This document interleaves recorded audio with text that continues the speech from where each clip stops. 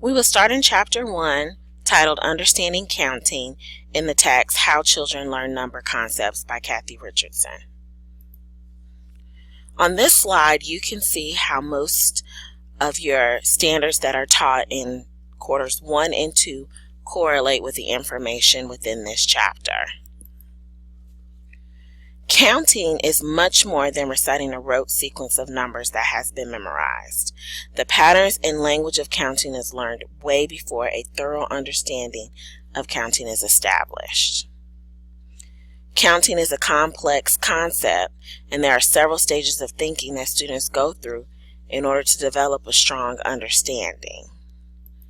These stages are outlined in Chapter 1 as the critical learning phases. And there are 4 for understanding counting. Counting objects, knowing one more, one less, counting objects by group, and using symbols. Each of these critical learning phases for counting are broken down into many sub-phases. Please refer to your handout as we take a closer look at each one of these learning phases. Our first critical learning phase is counts one item for each number word. When starting, children point at objects while saying the counting sequence. They are not aware that they have to touch one object for each number word they say. Children who are at the beginning stage of learning to count will touch one counter each time they say a number. Children may have one-to-one for numbers up to 10 and then lose focus as numbers get larger. Children who understand this critical learning phase touch one counter each time they say a number.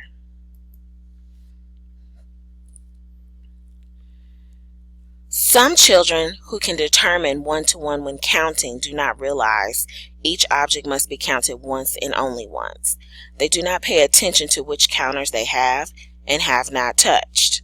Children who are aware that they need to keep track will not always be accurate. They may count correctly when they start out and then lose track as they go. They may be off by just 1 or 2 because they missed or recounted 1 or 2 objects. Sometimes they may be off because they skipped saying a number. At this stage, they understand what they need to do, but are still inconsistent. Children need lots of practice until they can develop a system to keep track and count each object once and only once. Children who understand this critical learning phase consistently touch each item once and only once when they count.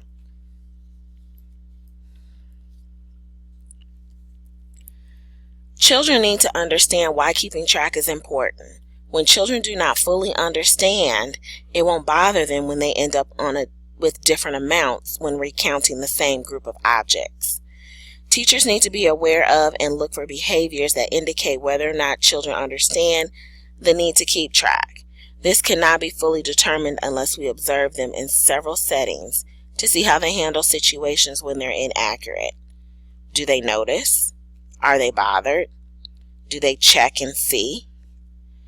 For children who have mastered this critical learning phase, they will react if an answer does not make sense and spontaneously check by recounting to see if the result is the same.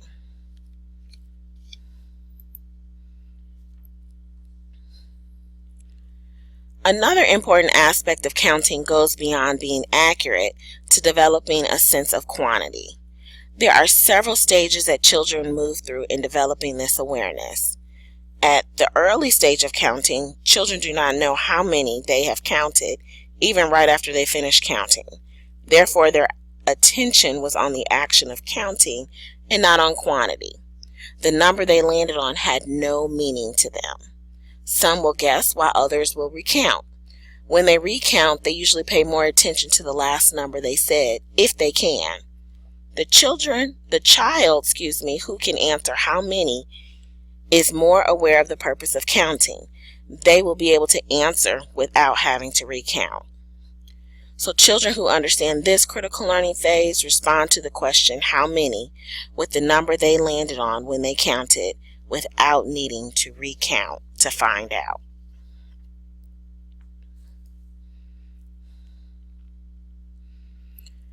Counting out a particular quantity is an entirely different process. of counting than counting a given group of objects. There are two types of situations that require students to count out a number of groups. One is when someone asks them to get a specific number of items. For example, would you grab 7 tiles? Another is when you have the student determine the number themselves in order to get enough for everyone. For example, would you get enough tiles for everyone in your group? Counting out a particular number requires children to hold the number in their mind while they are counting. This means that the number must have enough meaning to them that they remember it while they are counting. When the number has little to no meaning to them, they do not hold that amount in their mind and count past what has been asked for. The next stage is when they hear themselves say the number asked for as they count and are reminded that they are supposed to count out that particular number. To be successful, they have to hold the number in their mind while they are counting. They will begin by forgetting the number and then move to hearing themselves say the number as they count. They will then be able to self-correct and start over to fix their mistakes. Children who understand the critical learning phase can easily and consistently count out a particular quantity. We have a video here, and I want you to take a moment and look at the video. This is a video of a student who was asked to count out a particular quantity. As you are watching the video, please pay attention to how the child is counting and tracking and what critical learning phase or phases this student has mastered or not yet mastered. 1, 2, 3, 4, 5, 6, 7, 8, 9. Okay, but how many did that ask you to do? Oh, 6. 6. So let's try again. 6. 1, 2, 3, 4, 5, 6. There we go. 6. Good job. In a second, I'm going to ask that you pause the video to take time to turn and talk with a neighbor or quietly reflect on the counting method, tracking ability, and critical learning phase or phases this student has demonstrated that he has mastered or not yet mastered. Please refer to your Counting Continuum handout in order to make reference to the counting object's critical learning phases. Please pause your video now.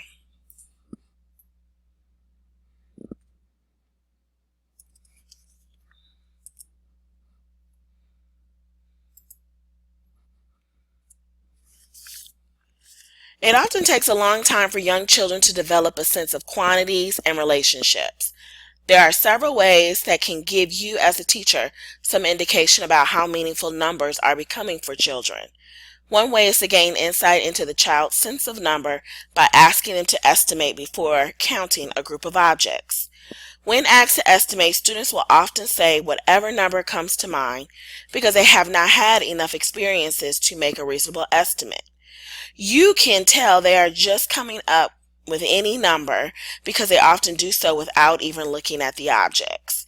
When children count without paying attention to their estimate, it means the number was not very meaningful. Children who have mastered this developmental milestone will be thinking about their estimate while they are counting. When they get to the end or get close to their estimate, they will often comment about a relationship between their findings and the estimate. Children who have mastered this critical learning phase realize that when they have counted past or won't reach their estimate, it is not an exception for young children, but definitely worth noting. For the beginning counter, it will be impressive if they react to their estimate. As they develop meaning of numbers, they will adjust their estimate for small numbers. After many experiences, they will change their mind and make a closer estimate while they are counting because they now have more information. Children who understand this critical learning phase change their mind and make a closer estimate while they are counting because they have more information to base their estimate from. Again, estimation is not an area of focus for kindergarten, but it is worth noting because it will provide you with insight on how meaningful numbers are for your young students.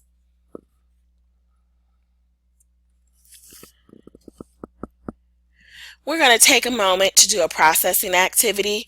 We are at the conclusion of the counting objects section of Chapter 1, so I would like for you to think about what has been discussed in completing this synetics reflection. Counting objects is like a mountain, umbrella, or house because of blank. Think about how you would complete that statement to wrap up the information that was shared for this portion of the virtual training.